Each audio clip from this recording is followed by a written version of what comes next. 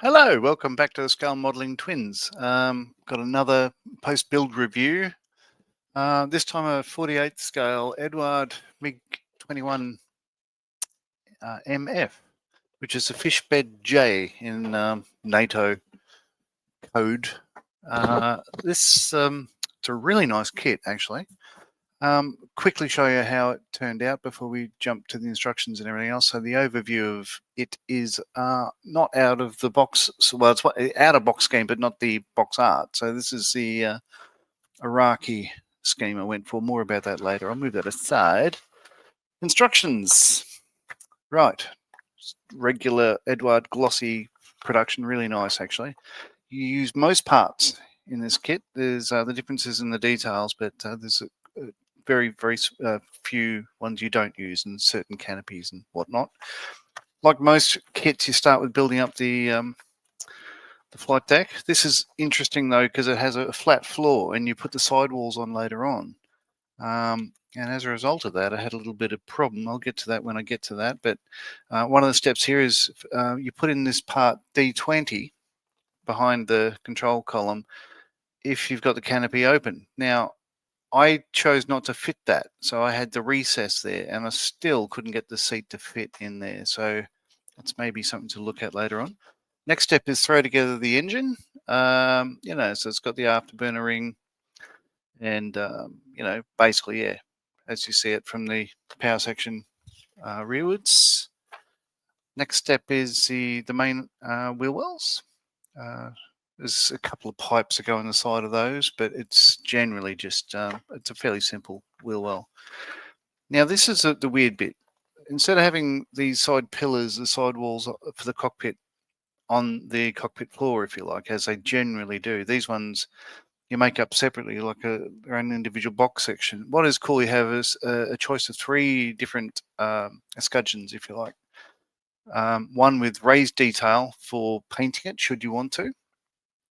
One with very low relief detail if you want to put a decal on it, and you'll have a little bit of a relief there.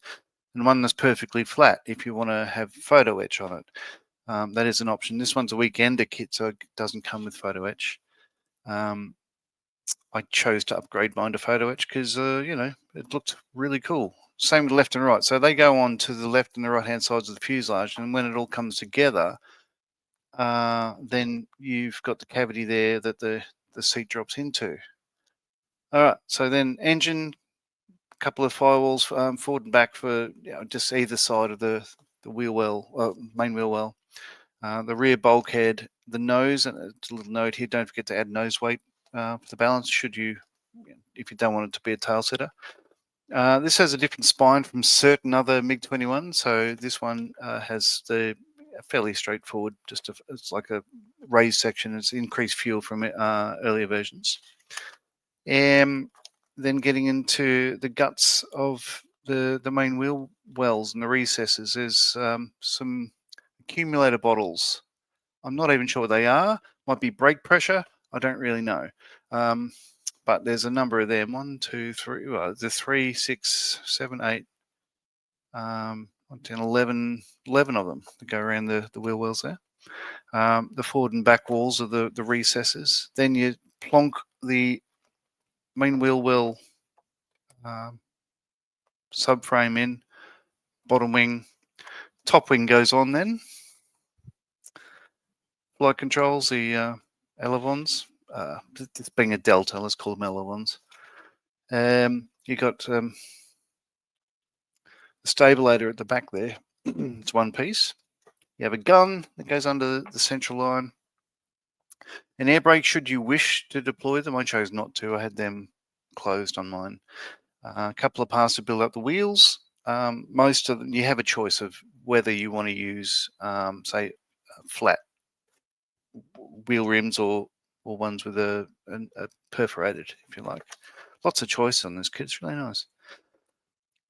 How the gear retraction hydraulic mechanism works. Throw together the seat, which is a rather complicated bit of kit. Glare shield, head-up display, plonk that all in. So here's the thing where I had trouble fitting the seat into the cavity there, what I found I had to do was pretty much chop away the sidewalls of these and just made little ones out of plastic card with, I cut off the bits that restrain the, I'll stop the knees from knocking out and sort of during the ejection process there. But yeah, I had to chamfer away the bottom of the seat as well to get it to fit, and I still couldn't close the canopy, so mine's open. Periscope for looking backwards, because visibility on these wasn't that great. You have options of a JATO system. It's a rocket, RATO really. It's a rocket takeoff, rocket assisted takeoff bottles. Pylons go on wherever you want them, and there's a fair couple of, you got choices, 2 lots of fuel tanks, 800 litre, 490 litre. S24s, you've got quite a bit of armament choices there. Where stencils go, there's bugger all stencils on the external tanks, and if you choose whatever armament, which pylons they generally get fitted to. So the 4 choices for paint schemes are the box art.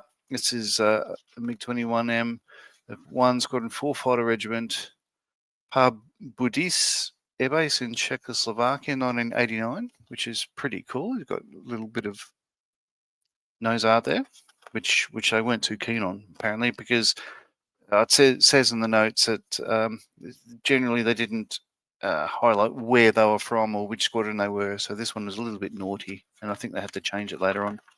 Second scheme is East German. Once it reunification of Germany, it was transferred over to the Luftwaffe, like Unified German Air Force. Didn't last too long. Yeah, got a skull. They had a bit of fun with it, I think, just before it was retired. They got rid of it as soon as they can because, these aircrafts were fairly dated by that stage. This is a Polish one, all gold all over for the 55th anniversary of the end of the Second World War. Upper surfaces were painted in gold. The author of the scheme was a crew chief, Peter Polit. In 2007, the aircraft was transferred to the Polish Air Museum in Krakow. Yeah, so that's pretty cool. Gold all over, or silver underneath, actually, aluminium.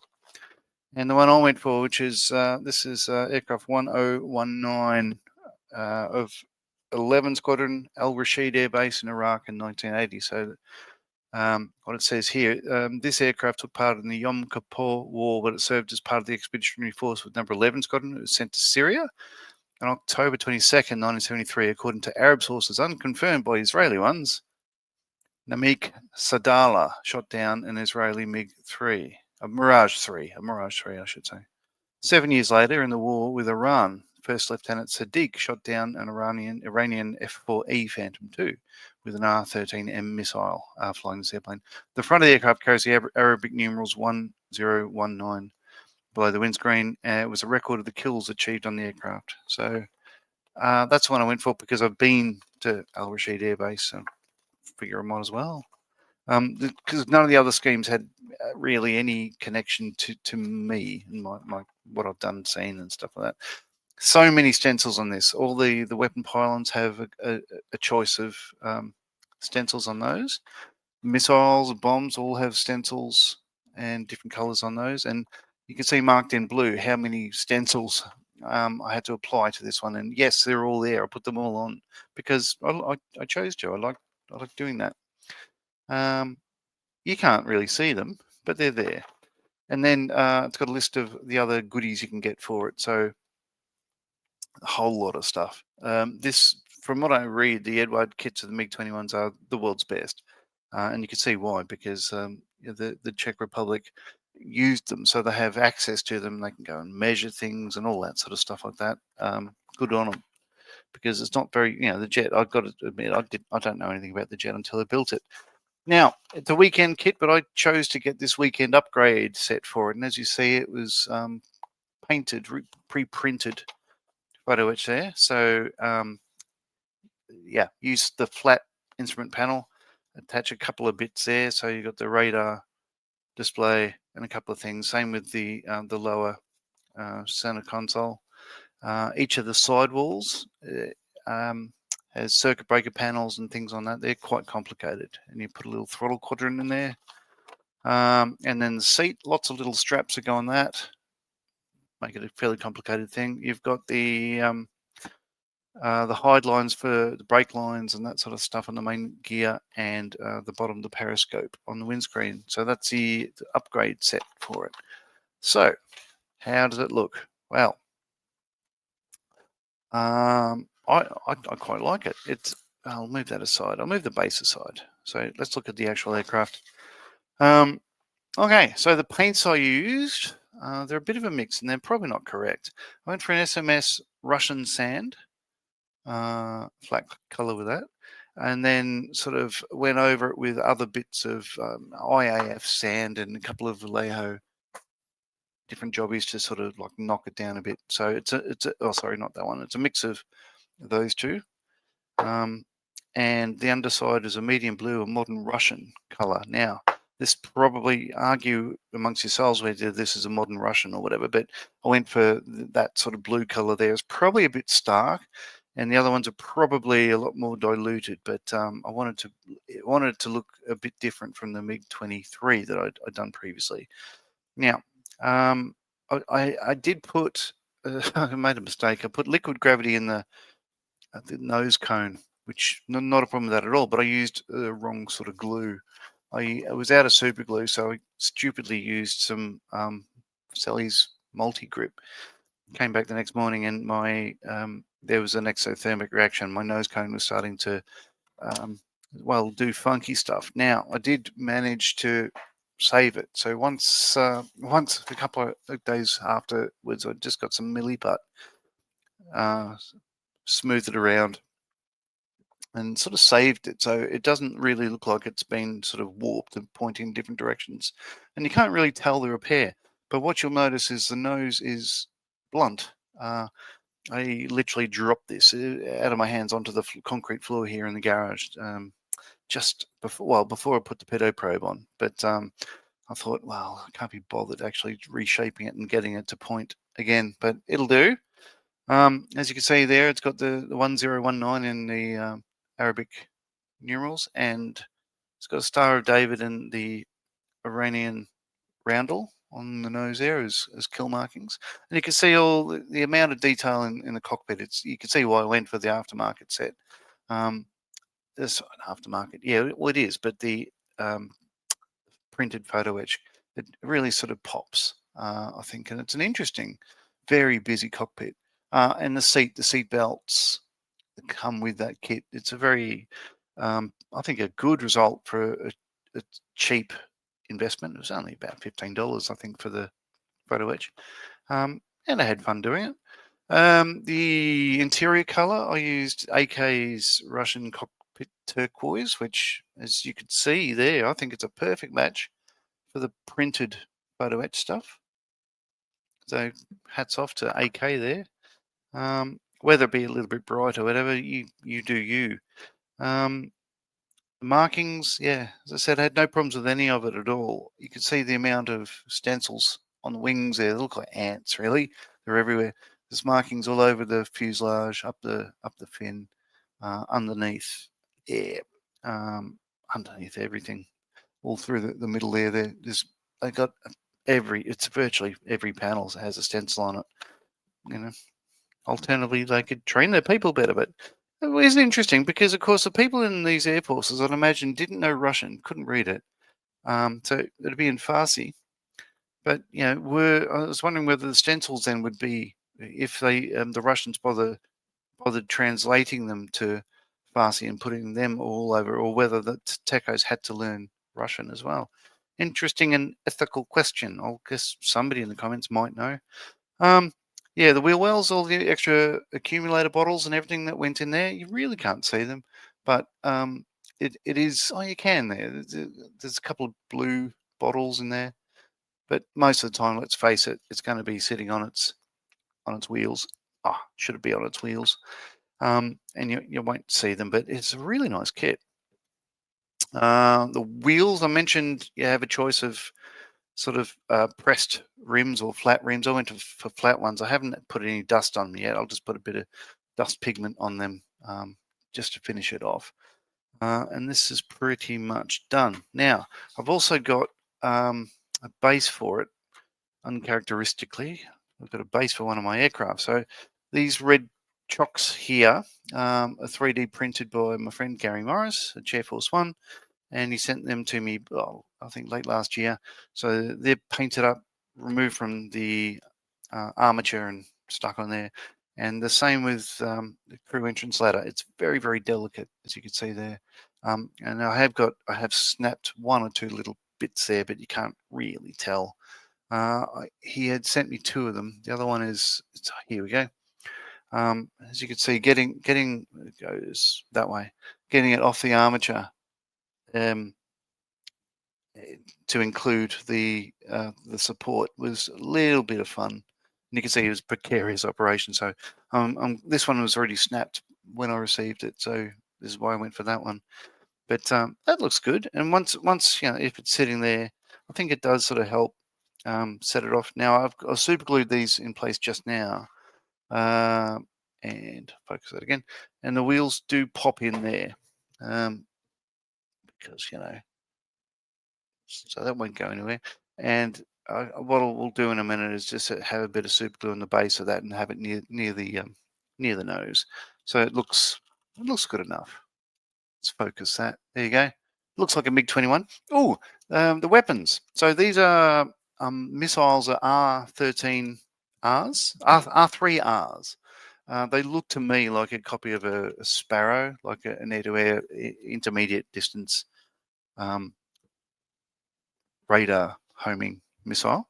The bombs, these are FAB-100s. Not sure what FAB stands for, but it's probably flying aero bomb, something like that. It's probably something very simple. And they're on their particular pylons. I think they're called APU, the launch rails for those. They look all right. I wanted a mix of bombs and missiles on this because of the nature of operations. So during the first Gulf War, this would have been probably, you never know, this might have been one of the aircraft that was taking out the Kurdish people up in the north of the country. I don't really know. What I do know is by the time the second Gulf War came around, these had been replaced by later MiGs or different aircraft anyway. And once the war on the ground started, there was no Iraqi aircraft left anyway. Some of them were buried and dug up by Australians and British and American forces and all that sort of stuff. But yeah, it's nothing. Nothing says to me, Iraq really more than one of their Saddam Hussein sort of like assets, because he would have had a big hand in getting these these things. But yeah, I think it's an interesting plane. They made so many of them. I thought I'd do a MiG-21 at some point. But yeah, what I'm finding is if you want to build a MiG-21 model, get hold of the Eduard one. It's a cracker of a kit. As I said, I had trouble getting the seat to fit in between the two sidewalls that you put on to the fuselage halves, and had to shave them down.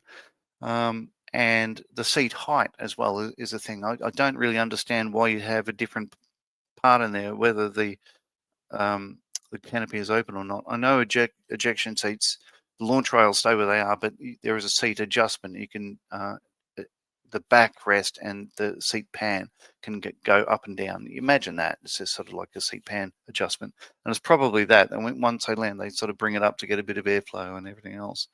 But yeah, the seat didn't really fit. I don't understand. Maybe it's user error, but I did watch another YouTube video of somebody building one of these, and he had problems with exactly the same problems as I did. And I was forewarned and forearmed. So I went in there trying to make sure that it would fit. Still didn't fit. That's the only bit of finagling I had to do. Just shave the side, shave the bottom, and it's all good.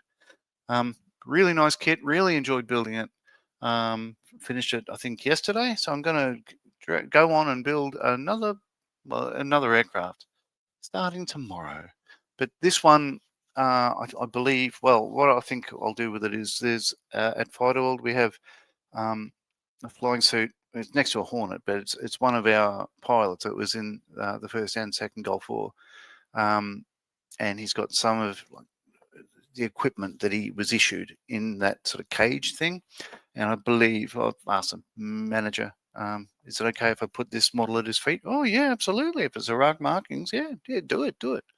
So I think it'll be around, maps of Iraq and all that sort of stuff. Plus, I've got shipping baggage. So I'll grab this. Everybody that went, excuse me, everybody that was deployed to the Middle East, Australians, would be probably familiar with these because their bags had to have labels so that we knew where, their pallets, where to break down the pallets and throw their bags off. So destination Baghdad, destination Tarankat, destination Kabul, spelt wrong because, it's made in the Middle East, and destination Kuwait. And I do have another 2 sitting around here, but I'm not sure whether, I know they're green, but I believe it said Al Udeid. I can't remember, but I'll stick these around the plane as well because, they're genuine Gulf War thingies. They're on my bags. So yeah, there's that. Anyway, I hope you enjoyed that. It was fun. It was a fun build. So yeah, if you want a MiG-21, look for any of the Eduard ones. There's a lot of variants and there's a lot of choice and a lot of schemes, and yeah, they go together really well. Until next time, have fun, uru, and yeah, keep modeling. Bye.